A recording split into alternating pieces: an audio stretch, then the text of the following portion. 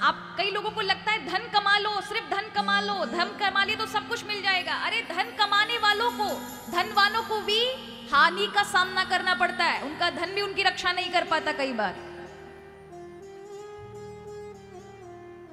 धन से धर्म कमाइए जीवन में।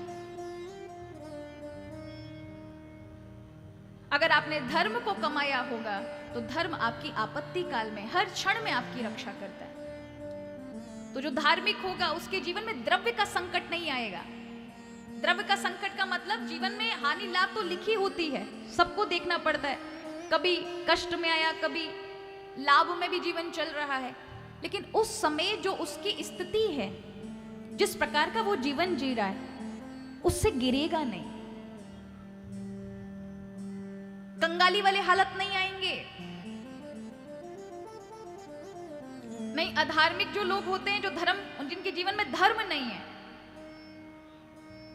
ईर्ष्या है दूसरों से, अपने कर्तव्य कर्म ठीक ठीक से पालन नहीं कर रहे, जीवन में कोई अनुशासन नहीं है, दूसरों को देख करके दुराशय, उनके प्रति गलत विचार रखते हैं, सताने के लिए कोई कमी कसर नहीं छोड़ते, जिनके जीवन में नाम मात्र का कोई धर्म नहीं है, ऐसे अधर्मात्माओं के जीवन में आप क्या देखेंगे? आप देखेंगे कि उनको 15 दिन में तो खूब पैसा मिल रहे हैं, खूब बढ़िया जीवन जी रहे हैं, और फिर 1 महीने के बाद आप देखो फिर कंगाली पे आ गए, फिर कष्ट फिर सबसे मांग रहे हैं। ये आपको दिखेगा। कई बार ये पूर्वजों के कारण भी मिलता है। दूसरा, धार्मिक व्यक्ति होगा तो उसके जीवन में देह का कष्ट नहीं होगा, खुद के में भी नहीं होगा, पत्नी के भी नहीं होगा। किसी प्रारब्धवश आ भी जाए तो निकल जाएगा, बना नहीं रहेगा। देह और अंग, अंग कहते हैं प्रिय को।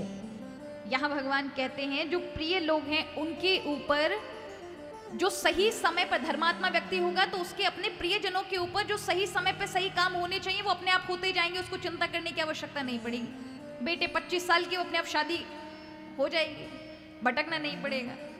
बच्चे अपने आयु पर हुए, अपने आप अपनी जगह पर पहुंच जाएंगे जहां उन्हें लगना है, जो चाहते हैं।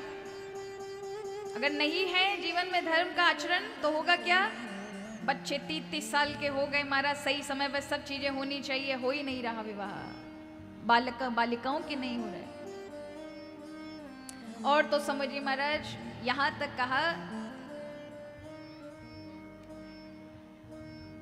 बालक बालिकाओं के अंदर बुद्धि का भी, कि वो दुराचारी हो जाएंगे। अगर धर्म है तो सदाचारी रहेंगे, आपके बच्चे आपके कहे पर चलेंगे, सत्मार्ग पर होंगे, अच्छे संग में होंगे, अपने जीवन को बनाने का, विकसित काम करने का में प्रयत्नशील होंगे। यह धर्मात्मा व्यक्ति का लक्षण होता है। और अधर्म है जीवन में तो दुराचारी हो जाएंगे, दुरासंग में पड़ जाएंगे, गलत संग में आ जाएंगे, अपने जीवन को निरर्थक समय व्यतीत करेंगे।